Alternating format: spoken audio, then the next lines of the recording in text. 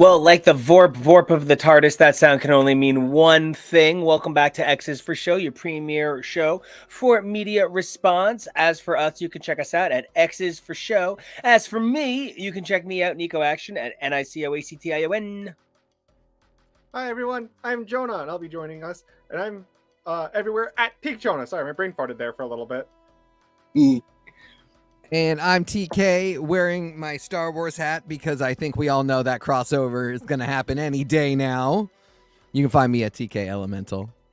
I mean, yeah, who knows? With everything that's going on with Disney Plus, all the exciting new things that are happening, I'm super stoked. I'm your producer, Kev O'Reilly. Don't forget to like, subscribe, and comment so that we know what you want us to cover. And today we're covering Doctor Who.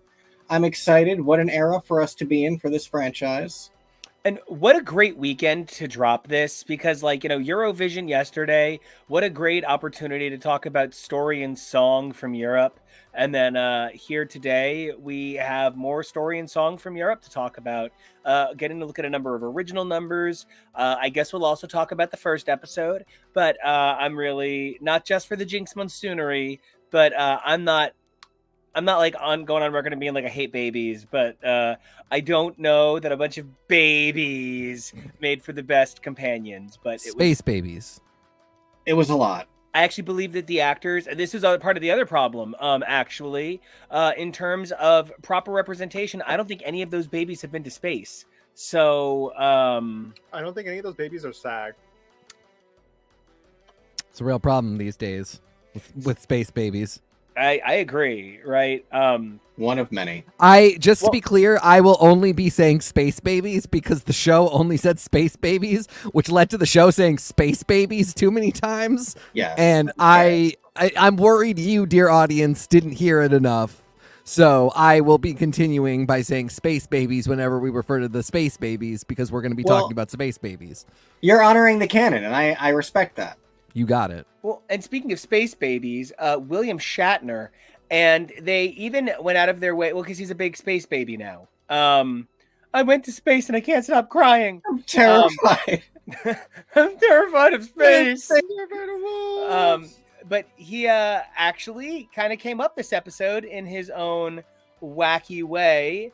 And that was really cool because it gave us an opportunity to remember that the Doctor himself exists in a bigger time capacity. And we're going to get into that little tidbit.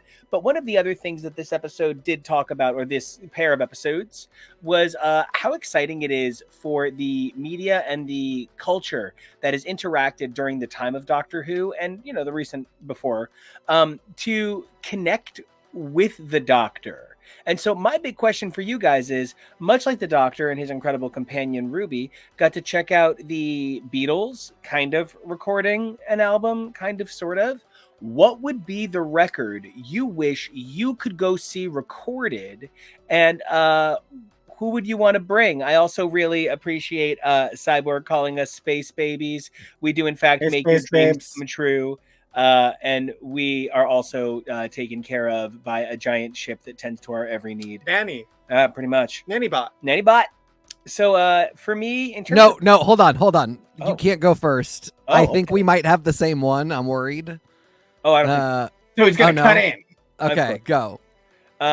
I would really like to be a fly on the wall as Tapestry is being recorded by Carole King.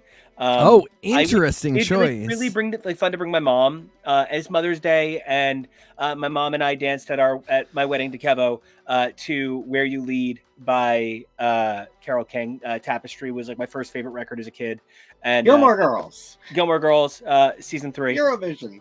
I worry about the Doctor Who treatment where they often don't have enough American actors available, so they get the person that said they can do an American accent on their CV, as they would call it over there, and that's a lie that person told on that CV. I believe they call it a SEDVED over there, actually. There you go. Thank you. That person lied on their SEDVED. They can't do an American accent, and now we're stuck in this episode. There's one dude in particular that they used a lot during the Matt Smith years, who could not do an American accent. He's the Secret Service agent that tells the government people that the Doctor represents a clear and present danger to the president. And Mark the way Shepard. it might be his name.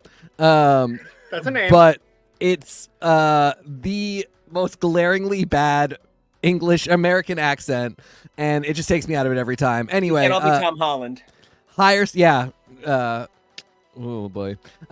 American actors, BBC, if you're ever going to take the Doctor to America to see Carole King record Tapestry.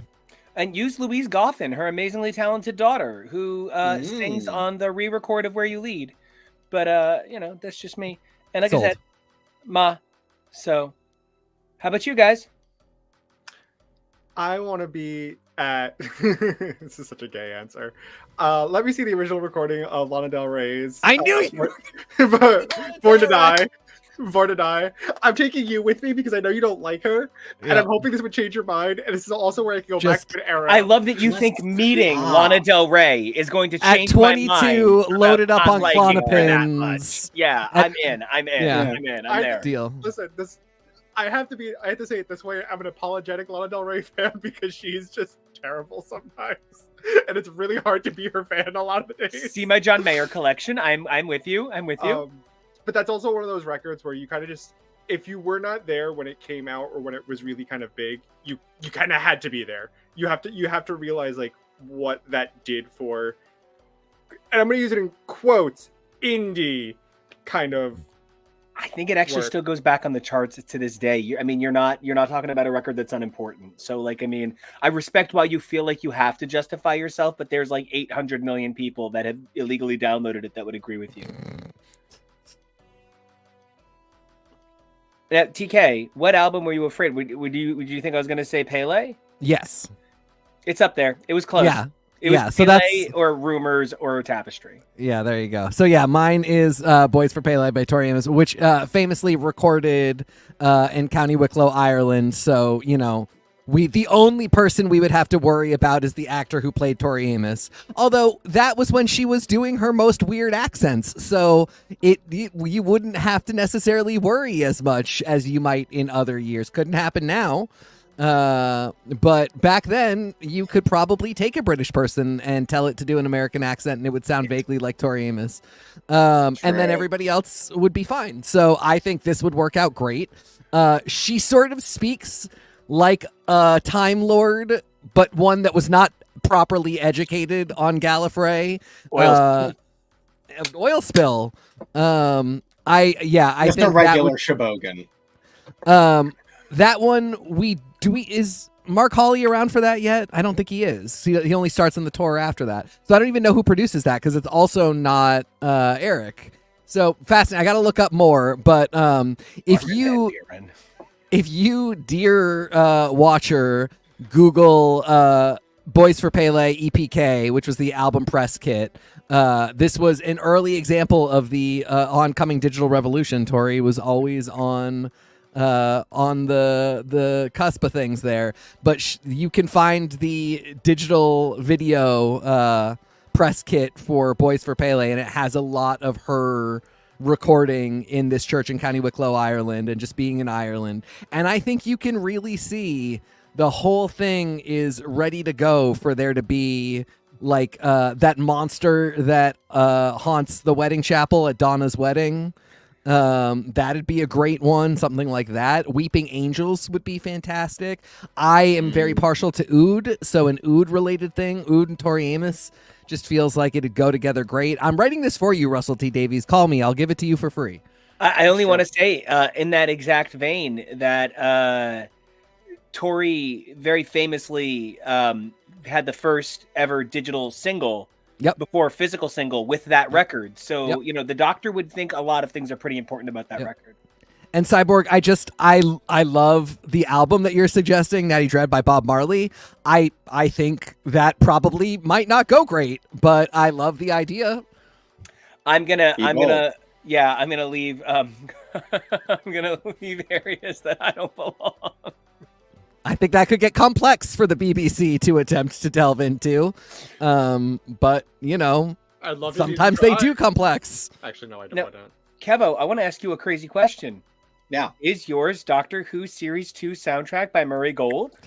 I mean, the thing is, I'm thinking about it, and I know it would probably be something strange and offbeat like that. I was thinking some Fraggle music from the 80s. I was thinking John Williams, some of his early stuff. I always say how John Williams' score for Star Wars is what elevated Star Wars to the next level and really, really, really elevated sci-fi as a genre. And I think seeing a story about that would be great. I've always loved Murray Gold's work, and if anyone can recognize Murray Gold playing piano and making faces into a camera, it's me. And this week certainly delivered that, didn't it? So, hey, Murray. I thought it was very funny that he was credited as playing himself when Murray Gold was born in 1969. You know what? He probably is some kind of ancient immortal, as many homos are. Given his age and how good he continues to look, I have questions. I would believe that he could perform at Eurovision, where evidently you can't be older than 40. Is that actually I don't think that's actually a rule. I don't know, but it comes across that way. She said it twice. So. No, I think it was the first time the joke was that you couldn't present if you were over 40, because both Malin Ackerman and Pietro Mead are over 40. And I missed the second reference. They look great here. Yes, Petra and Malin, they look so good Fantastic. Can't even tell who's Sally Jupiter in a long coat, who knew, is what we always needed. All right, so then let's jump in. Let's do it. Yes. I want to say let's do the first one first, so we can just be done with it. I want to say Space Babies. The biggest problem for me with this episode is there's two ways to do a sci-fi plot. It's sci-fi first, and it's the other trappings first. And this one leaned a little too into how do we make it seem like the sci-fi wasn't where we started. A story like this, I feel, should be born of wanting to do a story about refugees, wanting to do a story about taking care of the next generation and generational guilt and generational trauma. And instead, we sort of got an episode about space babies. Yeah, that's actually a brilliant way to put it, because it does feel like what happened was the board had space babies on it, and somebody said, how do we make this into an episode? And then they had really good ideas for what the conclusion and the moral lesson for space babies would be. And that was really the highlight of it for me. When it started to get very deep and you started to see the parallels to the world we live in, I did really take a step back from having a bunch of problems with it and started to enjoy it. But like, space babies, if there's space in the title, I'm always skeptical. Dinosaurs in Space was another one where I was just like, that's a cue card, and I love the cue card. I love dinosaurs in space as an idea. Space babies, another very funny idea. But I do think whether or not this is actually how they built the episode, it did have the feeling of, we're doing space babies, now tell me how to make it moral and interesting. One of the things that I know that I saw and didn't delve too far into, almost out of fear, is seeing that part of where the concept of the episode came from is Russell T Davies watching Picard and hearing the phrase space babies, and that's sticking with him. And like, maybe an errant thought isn't always the best thing to base an episode on. Does anybody know when they said space babies on Picard? I can only imagine it had to be talking about like a generation of space babies left unattended, raised, or not, like kids who grow up on spaceships, probably. Yeah, maybe it's like poor parents, or like Riker's kids or something. That one go to TNG when all the kids were taken. I just want to be very clear, with one exception, Cisco. There is just about no really good active Starfleet parent ever shown. Naomi Wildman's mom. Naomi Wildman is a gift shown to the universe. I don't think shown. That mom. Naomi Wildman's mom is not shown as much as 7 of 9 is as Naomi Wildman's mom. So that is the difference. I also hear Jonah say that Bev is a really good mom, and she is. No, but not. She's not a good mom. Hold on. She I just loves her say children. Excuse me. I just did not say she's a good mom to Wesley. I don't think she's a good mom to the other one. Well, I love all my children. I've never cared. I don't for care Wesley. for Wesley. Pretty much. She is a very good mom to one of them. Well, that's because she was in love with Picard and he was poisoning her. She put a lot of work into the other one, but I don't know if she was a good mom. Oh my god, what a beautiful so- tumble of story. Janeway and Tom Paris are fantastic parents. Torres. So as we were watching this episode, I'm keeping in mind stuff that I've talked to He Kevo means to about. their lizard. That no more lizards. That a lot of this is kind of almost a soft reboot in the sense of just trying to be a jumping on point for people who are new, especially with the access through Disney Plus. A lot more people are going to have an easier access to watch as it's coming out. And so we'll have a lot of kind of onboarding. So we're getting to the episode and the parts of it happen and it's like, okay, cool. We're on a space station that's seemingly abandoned and broken down and there's a monster. Great. It's a cliche sci-fi plot, but it works. Keep it easy. Keep it something that's easy for people to digest and kind of get on board with. And then we get the babies. And then it gets gross. And then I stopped liking it. It's specifically the gross. I'm sorry. I really feel bad, but it actually is what makes this like kind of a negative for me. And I don't want to be negative. And I know that, that humor is good for some. And there were the Slitheen, so they've done fart humor, but like this was way over the line of my tolerance level. Yep. It really blew me away. I hate you right now. I don't want to be snotty, but I thought this really booger. Heather, I too really I almost quit Doctor Who back in the day because I thought the Slitheen was gross. I didn't like the fart humor.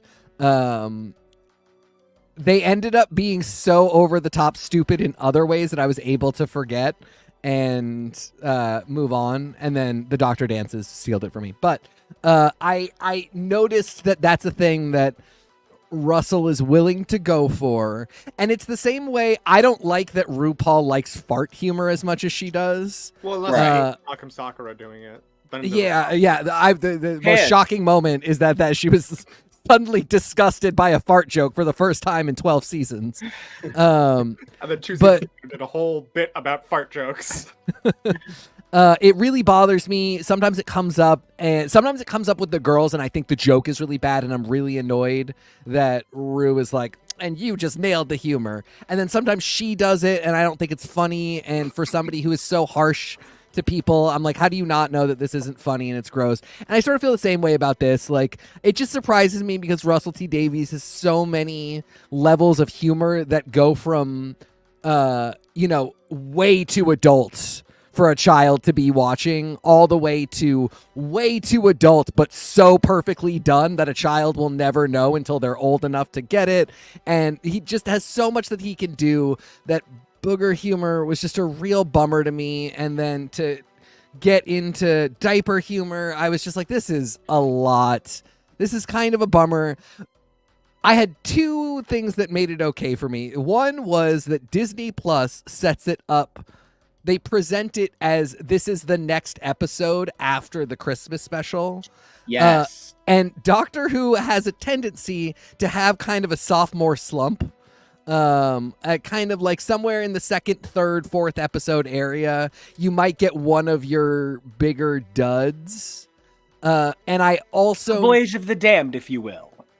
And I also knew that we were coming up on an episode that if it was not amazing, they had just totally face planted. Like it wasn't just going to be good. It was going to be fantastic, or they would have like really just like not been able to pull it off anymore. Dropped the ball. Yeah. So I was just kind of, let's get through this one. And then, like I said, like the moral of what's going on with the space babies, the, nanny being ready to murder the monster. It's just such a bummer that the monster had to be part of the gross out joke, because the whole idea that like the Doctor can always love a monster and will always fight a person that is scared of a monster to the point that they want to kill it. I that's a lesson that I've seen. Yeah, I mean, I've seen it 12 times in the show at least, and I still love it. I love it every time. It gets me every time. I get choked up every time, but it's when it's a booger monster, I kind of just want to be like, actually, maybe we do kill this one, and we never talk about it again or feel any regret. With the way that some of the language they used, I actually thought it was one of the babies, like, turned into the snot monster. Same. Yeah. And I got very... Sorry, you mean the illegitimate person. The illegitimate person. Nanny filter. Excrement. It was really... some of the language felt weird. I also... I don't want to, like, nitpick it because, well, this wasn't my favorite. I don't think it was unwatchable. Just things I didn't like. I think there's a difference of unwatchable versus, like, taste. I did feel a little weirded out that they were like, well, there was a short circuit in the educational program, so it gave them a story, and in every story there's a monster, so it made this actual monster. That felt weird. I wish there was a more believable or concrete reasoning behind it. Like, big stretch. It was in the middle of a story program, and it printed the monster from that. That, even keeping the same exact idea, but just giving it a specific thing would help. It was a little... Again, sci-fi, we're already suspending our disbelief because it's all make-believe to begin with. It's all fantasy tech. But, like, we have to ground ourselves in some parts of it in the... What am I looking for? The suspension of disbelief? The logistics. Okay. The logistics of it have to make sense. I think a lot of that even comes from a lot of this episode. It felt kind of like they were rushing through the important parts, like this scene here. Here's your super phone, here you go. And then here's your TARDIS key, here you go. And the fact that it was so heavily tagged on to the previous episode that this is a direct epilogue from Christmas. And then we take a 6-month gap. Like, I almost kind of wish we had jumped 6 months at the end of the last episode, and then they've gotten to know each other and it's fine, and we understand what the broad beats are, and that's okay. I don't know, because the way it was presented, it just felt like such a strange episode. And I keep saying part of it for me even is the babies themselves, the fact that they're just tiny little babies. This is the majority of the cast that are in this episode. It's the Doctor, Ruby, and Nanny. Those are the only people that aren't babies. And so it feels like there's no one in this. And the AI that is generating the baby's mouth movements that will eventually take over this world and kill us all. Yes. That should never have been created. We can't recover from this. That is the same AI that spit out Gangnam Style. It is. We are too far from God's path. Yeah, truly. Things have really gone off. That is actually where the crocoduck came from. It's unfortunate because the babies were kind of adorable. Yeah, the captain baby. Sometimes babies crack me up because they're so stupid. That baby was crying and very upset a lot of the episodes, and they just had to make it work. She fed pure Angela Bassett into that input, and the output was brilliant. That lip quiver. There was something here to work with. Again, I think Nico nailed it.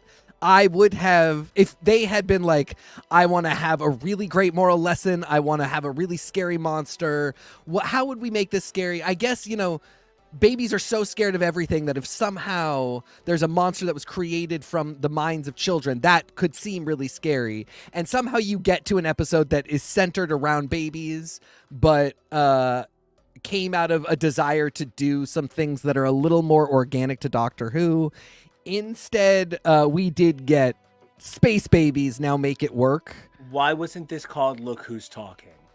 That actually is very funny. And also, why not just give them a speaker system, or why did you have to do the AI mouth movement? Like, there are so many. Do it like Look Who's Talking, where they never actually speak, but the Doctor just hears them in his mind. But Kevo, because we do psychic stuff. So I love your thought immediately. Kevo, to your point, this is even, I'm thinking this becomes a hook for Doctor stuff. It would be really cool at some point, and this could have been a cool place to do it because we're at a soft reset, to do just tropes of what happens to a companion to get them started. as just Your kind of a companion reference. your starter pack. Yeah, exactly. Like the doctor says, listen, I've done this a million times, and the one thing I never do is like prepare someone ahead of time. But you and I have kind of a different thing going on. So first off, I know you're going to want to call home. Here's the phone. And maybe it's like a series of vignettes or adventures. Because like I did like the fact that we kind of knocked some stuff out. Some very doctory stuff. But you're right insofar as it felt tacked on. And I think kind of acknowledging that inevitably we're either going back home or we're calling home. There has to be some, like, there's going to be one of the two. So pick one now and we'll do that. You're getting a key to the TARDIS. You're the girl who knows how to fly the TARDIS. Pick one, we'll do it. There's just these things that happen, and maybe they're webisodes. I don't know, but I would have liked to see them be a bigger moment in and of themselves. Rather than get kind of shunted into the poop and booger humor. Well, and Yeah. on that note, I actually do want to comment that, number one, the drawings on the walls, the set dressing here is a little bizarre because if they're actually babies, they don't have the motor function they do not on the yes, walls. Well, correct. they're also not But- able to get that low without getting out of the cart. But then how do they get back in the cart? Kevo, would you jump back a still for me? I genuinely think the thing behind Ruby on the left is far more frightening than the actual monster we got, because the monster we got was just kind of generic, which is what made this episode being back to back with the following episode such a definitive slam dunk for the second episode in a way that unfortunately does dunk on the first episode. Look, if I were Roxy Andrews, I would have been afraid of Jinkx from moment one too. But it took the rest of the world a little bit more time to learn to be afraid of the triple Broadway threat this season that is Jinkx Monsoon. She is beyond words in terms of talent, scope, and ability. And so for her to come out the box, basically Maestro channeling John Sims' Master in terms of fear, channeling some of the best work we've seen on the Doctor. I mean, Jinkx Monsoon earned that paycheck and the conversion rate to get it back to US dollars so she could spend it on lip filler. And she agrees. Is this your transition point? Yeah. Is it? Okay. We're done. Yeah, I think. Well, you know what? I bet Jinkx would appreciate this being the transition point. Yeah, absolutely. Is that your joke?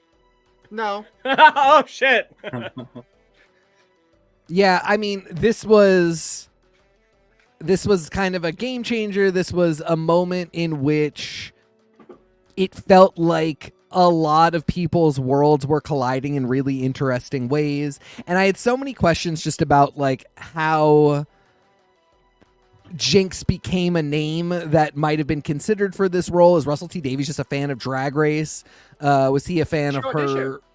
Did she? They're friends. That's what I'm saying, like throwing out the Yeah. I mean, was it just a friend thing where he was like, I'm just gonna make this role for you, friend. If I can make a point though. Isn't the whole thing that the Maestro sucks the youth and power out of younger people with actual talent? And I can't think of anybody who could have taught anyone that better than RuPaul. So true. Consider, I'm kidding, RuPaul, such an incredible the sniper dark sniper force. Just an incredible dark force. I mean, goddess. I mean, nothing. I'm so Fracking. Sorry. I'm so sorry, Mr. Charles. I'm so sorry. No, truly, Jinkx. Dad. I do agree. I wonder if she was even made to audition. She's such an unbelievable talent. And I'm very curious if this role was written for her. Because it really felt like she occupied it entirely 100%, maybe even to the point where there were times where I was like, I don't know if the show is ready for Jinkx to be acting this hard. I literally said she was too big for some of the roles. A little bit. And never her fault, honestly. No, but I do sort of wonder about did anybody trying to can't capture that? Well, did anybody stop and be like, maybe we do this one line a little less? Because there were a few where I was like, it's so big. I'm having a gas, but I'm also like, I've seen everything Jinkx has done. I've seen everything Russell T Davies has done. So like, I'm fine. But if the point of this is we're putting it on Disney Plus and anybody can come to play, I feel like this might feel like a lot for some people. And maybe we're separating the wheat from the chaff. Maybe this is Russell T Davies being like, hey, if you can't hang with this incredible drag queen playing it at 11 at all times, maybe this isn't the show for you. I even agree that I think there will be people that will say that it is too much, but I really feel like that's even an unfair criticism. I think I one of the things I kept saying that Jinkx's performance most evoked for me is like classic 1960s Batman villain, like, but with a modern dramatic flair, with actual like intention and proper direction, but like the same drama, the sort of like classic Doctor Who villains that we used to see. And I really feel like, and to kick it just slightly back to Space Babies, I think that's even something that's the intention of something as silly as like they're using Kinects to control the ship and they can draw on the walls. Like, I think it is trying to evoke the almost thoughtless levels of extremity when it comes to science fiction storytelling, that you don't necessarily worry about the nuts and bolts and instead enjoy like this grand sweeping thing they're trying to do. Sometimes it works and sometimes it doesn't. I really love you comparing it to classic villains, because for me it really evoked John Sim as the Master. It really was him dancing around to Scissor Sisters. It really was that level of over the toppery. You know, Jonah, how did you feel about how extremely big Jinkx was? Insert that clip of Trixie saying, okay, how do I pull focus about referring to Jinkx? And then insert that clip of Dawn going, I'm a little girl. You guys are just thinking too big. Find the clips. Jinkx smashed it. It was, I hear what you guys are saying that it was too big, but like, why wouldn't you? Like, you are this otherworldly being, this entity, truly, literally the entity of music, and you're evil, and you're stealing music from people.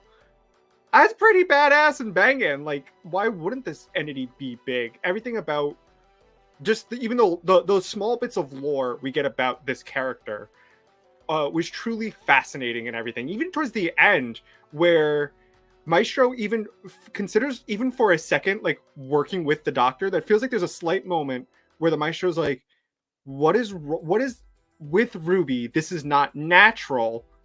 That creature is not right. What do we do about this? And it was a very fascinating, like, there was a moment where you're like, are they going to work together to defeat Ruby? Is Ruby the villain the entire time? No, but everything about the performance was just truly amazing. Jinkx also has this very wonderful way of like going guttural with their voice. And like, there was one point where they were producing notes, singing into the gutturalness, and it was just kind of amazing.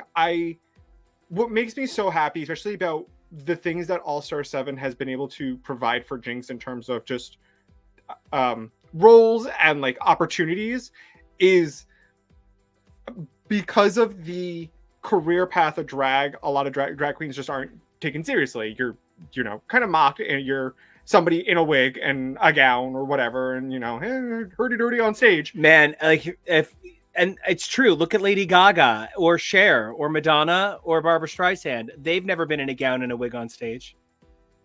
But like, just as an actor, Jinkx is a phenomenal actor. Jinkx is a phenomenal actress, and like the fact that the mainstream world and those roles are now becoming more open to it, it's give her roles. Like, she can act. Can I also quickly segue to the makeup and costume design for this episode? I think absolutely snapped. Millie looked so gosh darn beautiful. It was insane. She looked like Dame Twiggy. She looked like Priscilla. Everything about her look is so perfect. I'm like losing my mind. And I just want to say, I do think that one of the things Jinkx really embodies is Tori Amos, actually, with the red hair and the fishnets and the black goth and the pianos on the collar and the jewelry and the big and the loud and the and calling everybody creature. this felt kind of like a Tori Amos caricature, which, by the way, Tori Amos once referred to this lovely creature that hits things. This is Matt Chamberlain once on a live record. And since then, I have literally referred to all living things as creatures. So, like, when I heard Jinkx say it, I was like, man, Russell knows how to create unique characters. That's even maybe, Kevo, just to jump onto your point, that you're really right with part of what was wrong with Space Babies is there weren't enough people, because Russell creates such characters that the characters being babies was terrible. Yeah, all the people that were interacted with, even just walking around and like in the background, like it really adds something to the episode. When it's not there, you notice. And so it just felt sweepingly empty. So this one, you know, it not just it being something like a historical episode, which we always love and love to see a return of. Thank you, Chris Chibnall and Russell T Davies. The people, the colors, everything about this, it was just, it really was a marked difference. If you just bring up yoked John Lennon, if you have one, I'll see what I got. This was the buffest, hottest John Lennon I've ever seen. I mean, look, that's a low bar to be clearing. My Beatle has always been Paul. I'm basic like that. I'm a Paul boy. You know, he had the best voice. So I'm a Paul boy. Yo, yeah, that is the thickest John has ever had a shoulder line. He looks so handsome here. I kept saying it's Mikey Day as John Lennon. Yeah. Hey, Yeah. and then Chris Colfer in the background is George Harrison, is the funniest fucking thing I've ever seen. Can I? Oh, please go, TK. Go for it. I was gonna say my only slight dings with this episode, and they're slight dings that are. Be careful, if they're too melodic, she's going to come and steal them. And I think they're also easily correctable. So the only thing I find slightly things I might want to change is Maestro steals music and the planet set in motion in 1925, and then we flash forward to 1960 something, 63. So we have 40 years in between. I don't know. I understand Ruby saying, I want to go to when the Beatles first recorded their album. That all makes sense. I don't know if you're going to do an alternate timeline where there is no music, that they would be in a band at that point. I think I maybe would have slightly changed it to them being separate and still have everything be the same. Like they end up at the recording studio and play the final note. All that can still work. It is just a little, okay, we kind of have to think about the logistics of this world. There's no music, so why are people still making music? It's people hate it. It's weird. I believe that Russell must be playing to some degree with the effect of cause and how that ripples through time. Yeah. Because, yeah, I did notice that, but then I also keep thinking about where the Toymaker left things and all of the chaos that the Toymaker left behind that they kind of don't say anything about, that I kind of just then wonder if kind of got rewound. And so I have to wonder if that's part of, like, those 40 years are restored now. Like, that timeline is now not, you know, what happened retroactive. I think that'll be an interesting thing to see. Like, if it comes up, yeah. Well, they mentioned that like there was the period where music was bad from the 20s to the 60s, and then music came back. I think more what he's saying is like it would have never gotten to 1963 with A B A B A B C. Yeah, no. 4-chord structure. The songs should have been further from Beatles songs. Right. The other thing I do want to say, as a Beatles historian in a way, actually the Beatles wrote all of their songs with ridiculous lyrics that they purposely would then later change. So there's like recordings of Yesterday as Ham and Eggs. And like, so I just thought they were being historically accurate for the first minute. And yeah, me too. I weren't, I was kind of like, oh, coulda. And like the Devil's Chord is on the second page of every music theory handbook. The tritone is on the first. So there was stuff that was a little cute. But... yeah, I mean, like, and my thing is always like, it's Doctor Who. The logic is not always going to be super sound. You know, I also thought about the time frame. And Cyborg says, I'm sure Jinkx Monsoon's last outfit was inspired by the Sgt. Pepper album by the Beatles. I really got that too. I really loved it. you know, the 20s to the 60s thing, I sort of felt like if it ever had to come up again, you could kind of say it was a slow fall off. We didn't lose all music in the 20s. It took, 10 years for her to get it all. And then, from there, people sort of started to fall out of love with music. And it takes about 40 years to get to a point where somebody who is a musician no longer even knows why they do it. And I kind of started headcanoning it. Because there's still going to be a fall from 1963 to the point where he traveled with Ruby too. And it's always one of those things where you don't know. Sometimes the show will come back and show you that stuff and mention that stuff, and it becomes part of the canon. And other times they're like, wibbly wobbly timey wimey, just don't worry about it. This is what we did. And so that's always interesting to see. Another thing that I immediately locked in on, and it took me all the way back to bringing in Rose, Donna's daughter, was as soon as Jinkx shows up, she is misgendered. The character is misgendered as he. Colonial woman. Yeah. and then corrects and says they, which is fascinating because Jinkx goes by she. But the Maestro is non-binary and goes by they, but was immediately clocked as a he. And it's just a really fascinating, I love that Russell pulls that out, not just for a gorgeous young trans girl that is unclockably a woman. And, we have that dialogue about the fact that Rose is female, and that's all there is to it. And, Donna talks about changing her pronouns and changing her identity, but identifiably female. It's fascinating to take a character that is essentially a god and can do and be anything and still have a discussion about gender identity, a really quick one even. It is just, and it's kind of a who's on first joke, but it's still that Russell is committed to keeping that up and pushing it at all times, I think is actually really to the show's benefit. And again, it's one of those things where I'm like, maybe if you're bothered by that and maybe if you think that isn't what the show should be doing, you can't hang. If you think that Jinkx is going too big, you can't hang. And I just want to comment, speaking of how big Jinkx is and can hang, in the background you might notice a little bit of baby lasagna, and just how much I feel like the theatricality of Eurovision helped me to be ready for this theatricality, because the truth is, something we discussed yesterday is the future of Eurovision very well includes my personal hero Bambi Thug, and you know what, the future of Doctor Who very Mel way as well. Melrose Place. Yeah, very well he may as, oh my god, I die. And I think something that I love about Jinkx's over-the-top performance, exactly what you're saying, TK. If you can't handle how big it is, maybe you can't hang with the future of sci-fi. Well, and, the guest stars that Russell T Davies is already immediately not only introducing, but giving very significant roles to. There's...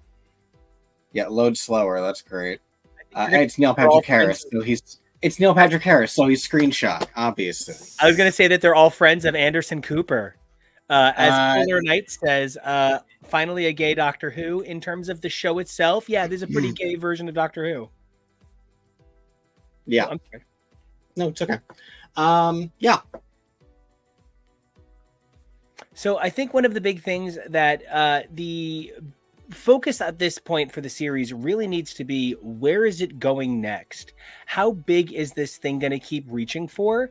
Kevo, you pointed out that there's a character running through the background of multiple episodes, and I'm obsessed. Yeah, I actually just found out about this, so I am... Yes, that is what I opened our episode with, the meme that I made. There's always a twist in the end. This is actor Susan Twist. Gosh, I always look it up. She doesn't have a Wikipedia article even, is part of the problem.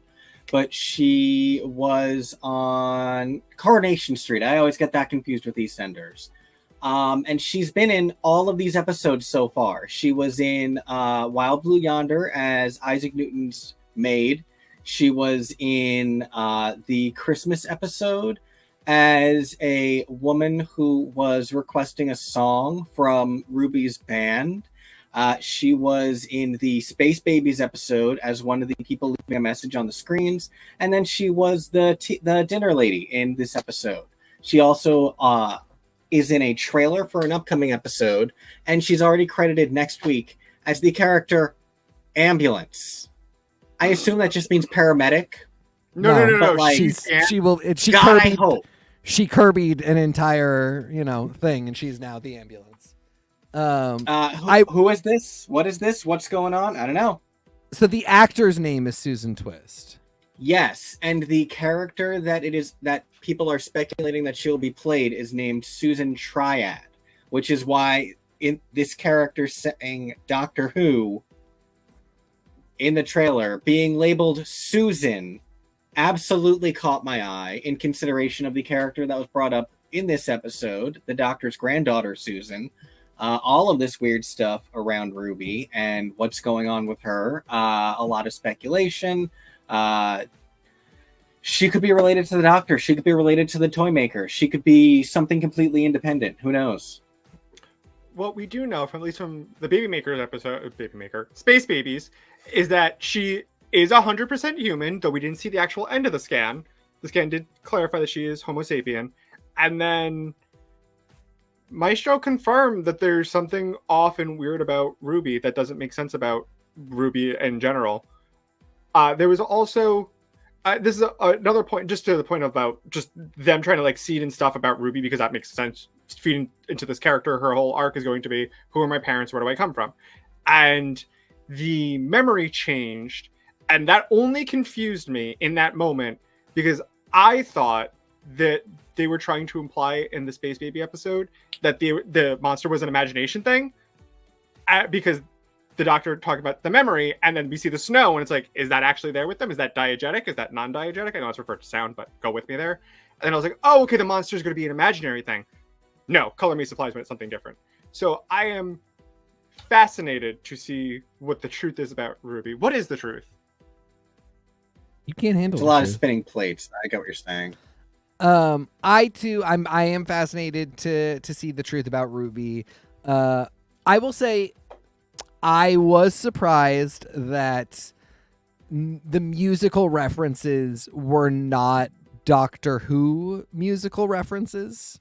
I sort of thought, and I guess I'm glad they didn't do it, because we do sort of need to move on, but I'll never move on. I sort of figured it would be some version of the Bad Wolf riff. Or something like that. I just thought it might be, the music might be a little more recognizable, which I'm fine with. They did their own thing, and I thought a lot about Nico during this episode, because there was a lot of according to the rules of music, and I sort of felt like this is probably not the most accurate thing that's ever happened in the history of the rules of music. Care to comment? No, I mean, some of it was just a little too general. Some Sure. of it was a little bit like, there's only 3 elements: earth, water, and air. Oh, and you mean solid, or you mean there's 4 elements: earth, fire, water, and air. There were some things that it was just a little bit we needed to fit in a show. The fact that the Doctor repeatedly nearly defeated the Maestro with melody. It wasn't a chord until the members of the Beatles played it.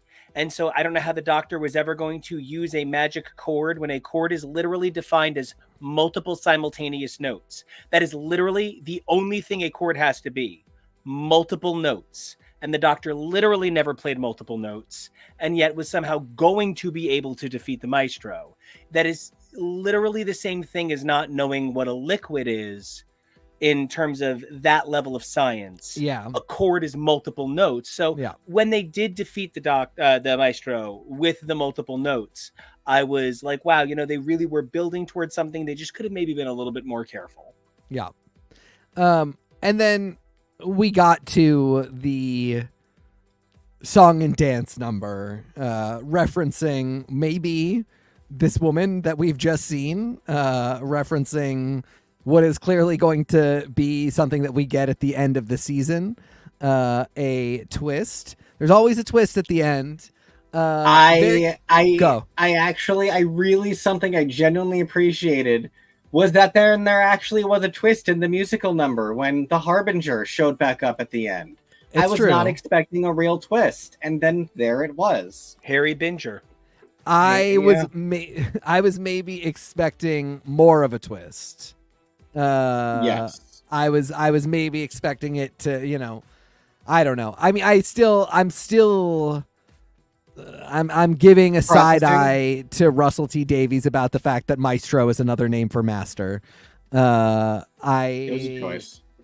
Yeah, I mean, I know he's being funny. We I know think he the knows next profession's going to be, because we had Toymaker, we had Maestro.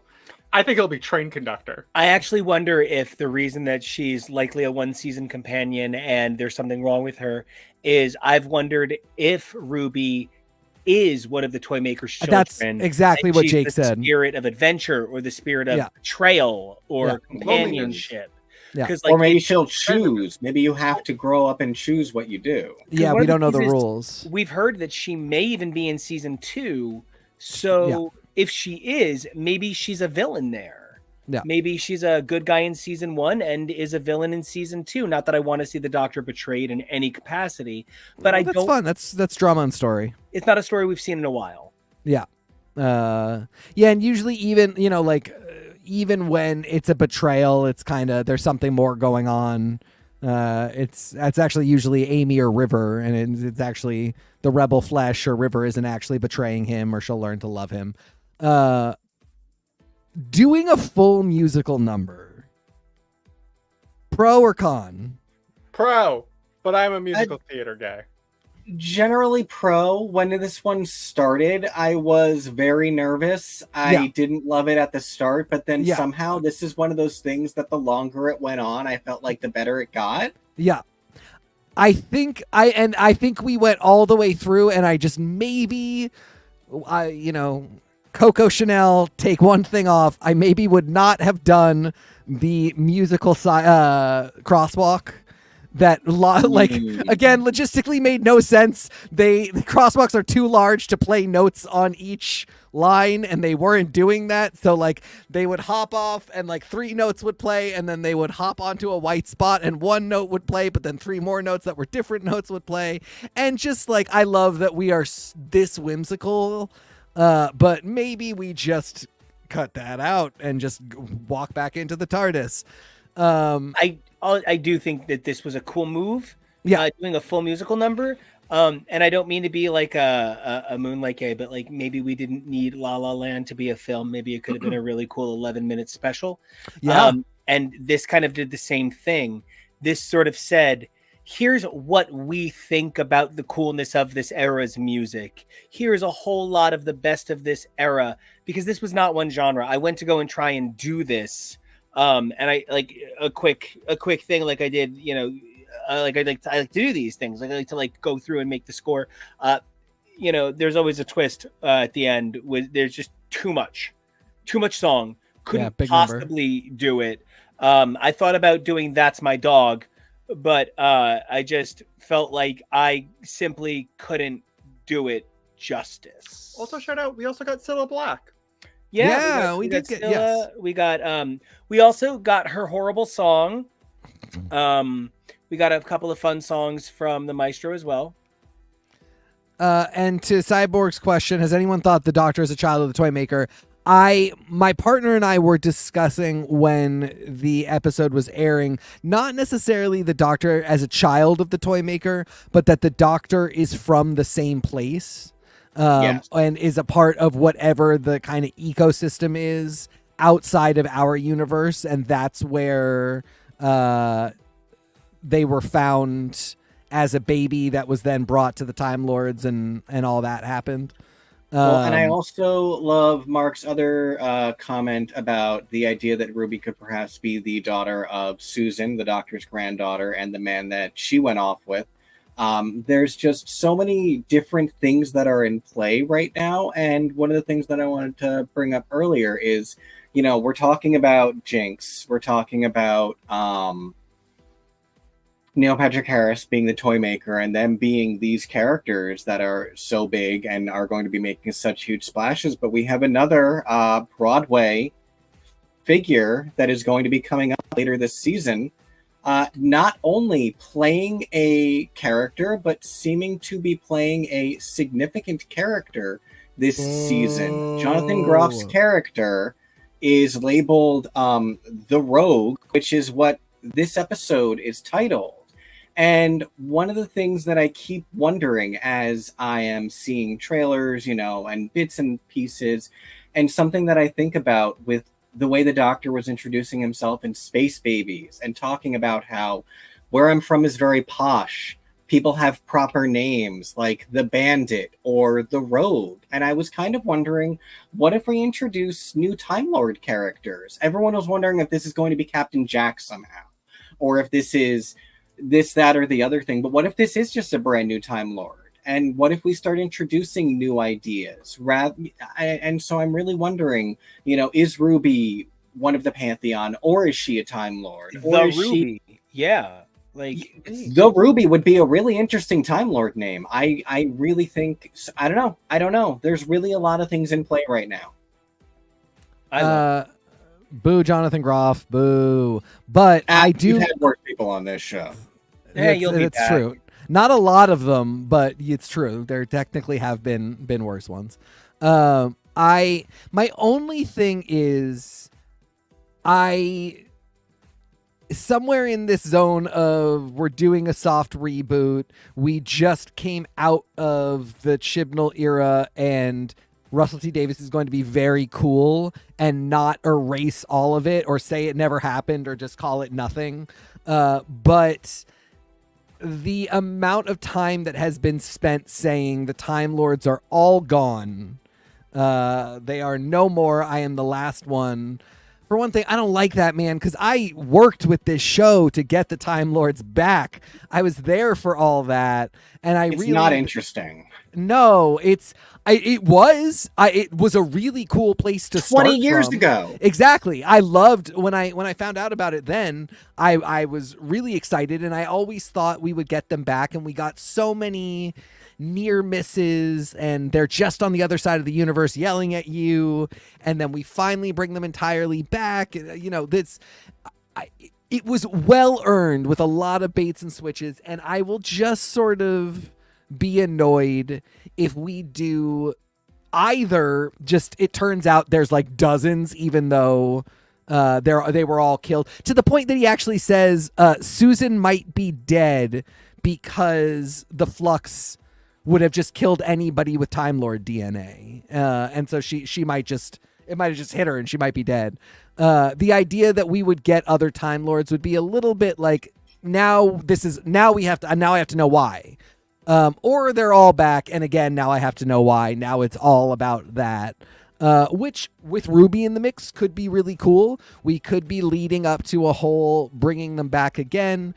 But if that is the case,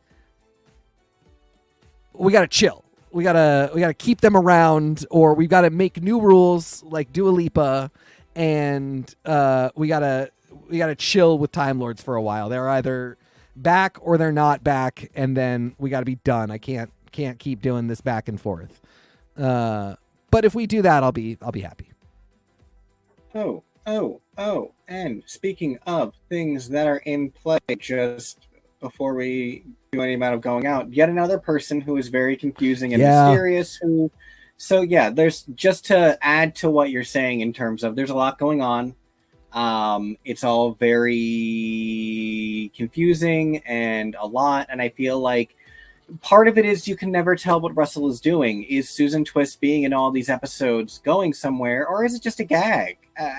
Hard to tell where his head is at these days, and I hope we have a better idea at the end of these now 7 weeks that it'll be. Because the double drop. Jinkx and Mrs. Flood are the only two people that have broken the fourth wall. Other than the Doctor, yeah. Good point. Interesting thought. All right. Well, as we wrap up, does anybody have any final thoughts on either Space Babies or I unfortunately missed the title of the second episode? The Devil Cord. Oh, the Devil Cord. Thank you. Does anybody have any final thoughts on these two? No, I think I talked my mouth off. I just love Jinkx Monsoon so much. What a joy to go from all those years ago. I want to say like 2013 or 2014. I watched her season, and now to be all the way here, seeing her on Doctor Who. It's really cool. I just love her so much. Me too. I mean, I don't have anywhere near the length of time with Jinkx you do, but just getting to see this unbelievable performer go from reality show Bog Witch to international super goddess, amazing. Jonah, I know that in so many ways, Jinkx is like your most consummate drag queen. And how did it feel seeing her here on this show? She did incredible. I never, watching the show, if there was an acting challenge, I never doubted Jinkx's ability to succeed. And in the real world, in a real life acting challenge, Jinkx totally signed, sealed, delivered way above what she even really needed to do. And that, I think, is a testament to her ability to just say, no, we're on Doctor Who. I am a musical entity that's going to steal music. It's go big or go home. And you know what she did? She did both. I agree. I think down to her brilliant jacket, she really understood performance, and I think she brought a level of excellence that we just rarely get to see from stunt casting. You know, Neil Patrick Harris has his Emmy for stunt casting, being in an episode of Glee. You know, so when you think about Neil Patrick Harris, actually stunt casting is something he does big. He had a famous episode of Will and Grace where he was a guest star. Jinkx Monsoon could have very easily been Donna Summer singing Let's Dance on Boy Meets World. I meant Last Dance. I have to go. If David Bowie showed up and sang Let's Dance on Boy Meets World, this would be a better world. He'd still be alive today. But this was just an opportunity for a superstar not to be treated like an also-ran. And I think that really was a very cool moment. I think if I feel bad about anything is that we haven't said much about Nshudi, which Kevo, I believe you brought to our attention that we maybe have been being very casual with. It's a little sharp, I think. But there was a video that was circulated by Disney Plus where he was talking about it wasn't until he was 26 when he did a promotional video talking about how his name is pronounced Shooty, like shooting star. And then his mom called him up and was like, "Why would you say that? It's Nshudi." Oh. Okay, thanks, Mom. 26 years. God bless moms. Happy Mother's Day. Happy Mother's Day. Yeah. Mothering. You know, I think it's funny that you bring up that we didn't really talk as much about him because we are definitely going to see an interesting challenge for Nshudi next week with Stephen Moffat's episode, Boom. The premise of which is a story Stephen Moffat has wanted to tell for some time. What if the Doctor is in the middle of saving the day and steps on a landmine and has to save the day, standing in one place? No one show Alan Cumming this, or this is going to be the premiere of next season's Traitors. It was a landmine. I thought he stepped on a Roomba. I literally said, no, look out, there's a scary Roomba. Similar, not in a bad way, plot to a Black Mirror episode. Isn't there a Black Mirror episode where there's like an army vet on a landmine and like, he has to like get help, but then there's a Stephen Moffat episode where someone is on a landmine and someone needs to get help, and it turns out it's little boy Davros, so the Doctor abandons him, and then at the end of the two-parter goes back because he feels bad and we should help people even if they're going to grow up to be Davros. So Stephen Moffat already did this episode 9 years ago. So if anyone did this story, it's Stephen Moffat. So this is Elton John writing Candle in the Wind 3 times. So you're saying that after this, he'll do an episode where he goes back to kill Hitler? Yes. There's going to be an entire episode about Nshudi got one never blinking. Well, you know, Hitler was a really powerful battle mage. There you go. Is this a good thing? I don't know. But we're going to find out together next week, I guess. I mean, the coat looks fantastic, so we're already one in the plus column already. halfway there. We're halfway done with what's happening here. Well, we actually are kind of halfway done because there were 4 specials and 8 episodes. We've had 4 specials and 2 episodes, so we're actually kind of halfway done. And I am very excited to see where it all goes. Jonah, it has been so great indoctrinating you to Doctor Who. Hopefully this has been the remedy for your sci-fi boredom, and hopefully Jinkx has brought you some luck on your journey here. So until we come back next time to talk about things like X-Men 97, Drag Race Season 9 All-Stars, and more, where can everybody find you online, and what was your favorite part of the episode? You can find me online at places at Peak Jonah. That's P-E-A-K. Favorite part of the episode. I'll say Jinkx with a tuning fork. I thought that was very fascinating and a very interesting weapon for a villain to use. I love that. Kevo, we are only lucky enough that this show actually has the lights turn on because you deigned to throw the switch. Let there be light. And so, we're only covering Doctor Who because you had the brilliant fortitude to bring it our way and did an incredible live stream of this program over on Friday, which you guys can check out in our live archive here on the channel. Yes. So, Kevo, I'm about to say, so you want to take over? Oh yeah, no, that was a lot of fun. We'll probably end up doing some more with that. We'll see, but it was a lot of fun. It was really exciting. They've also got their own review coming up Tuesday and Thursday of the episodes separately. It's just such a really cool, fun time to be a Doctor Who fan.